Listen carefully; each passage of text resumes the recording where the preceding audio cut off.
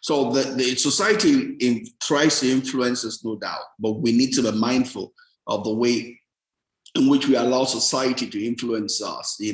We need to control that. Control that by having a plan, by having a goal, right? We need to have a vision for where we want to go. We need to have a dream, right? We need to have a goal, short-term, long-term, goals to meet our dreams, our vision, right? We need to have a plan, of attack. When we have this, then we can then use the society to meet our plan, not the society having its own goal, its own vision, and we are just, mesmerized and just following it. That's not the way we're created, and that's not going to lead to success if all you do is follow the followers game.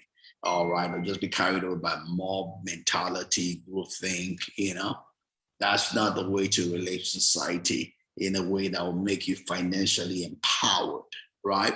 So, when we looked at chapter 9, we talked about the social economic scale, the socioeconomic stratification, class stratification. And we talked about the three basic ones: upper, middle, lower, but in different climb, some of those three are divided further. We said there was one that was kept for reality in the UK, so those are classifications that also affect the way we spend money because they define the society, the immediate grouping where we find ourselves, right? You'll typically not find a lower class person living in a place upper class people live. Even within the lower class, it's a spectrum, right? Even though all of them are lower class, they're still higher lower class, middle lower class, lower class, So we have all of this stratification around us, and it gets to affect us in different ways, right? Because it affects our perception.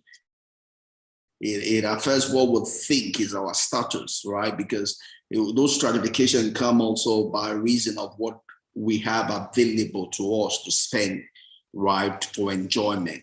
It defines the things that are open to us, to enjoy, because it's our capacity. We're limited by what we are making, right? And we could see different people, probably even within our class, but because the spectrum, right, they're probably doing things that we wish we could do. We could either be pulled along with them or define ourselves. And one of the things you've seen us talk about reading through this book, which Martha has also emphasized on, it being yourself.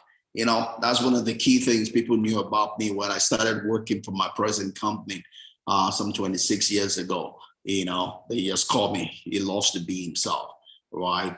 And even though I wasn't that perfect in being myself at that point in time, but I've gotten better at it, right? Through the rough stream of life, I've gotten better at doing it. And even though I wasn't perfect or anywhere near good in doing it 26 years ago, I had the right concepts, right? That's the way God created us all, right? God created us, putting our individuality in us. The key to our financial empowerment, the key to our financial freedom, our financial health is understanding who we are and using that to excel, using that to engage life, to engage society. We should not engage society with another clothing that is strange to who we are, right? And that also comes when we talk about expenditure, spending, right? I variously shared with you all how I grew up with an inferiority complex, right? And that came from my engagement, as I was growing up, because of the structure in which I grew up, because I saw people that were doing things I wish I could do, but I could not do,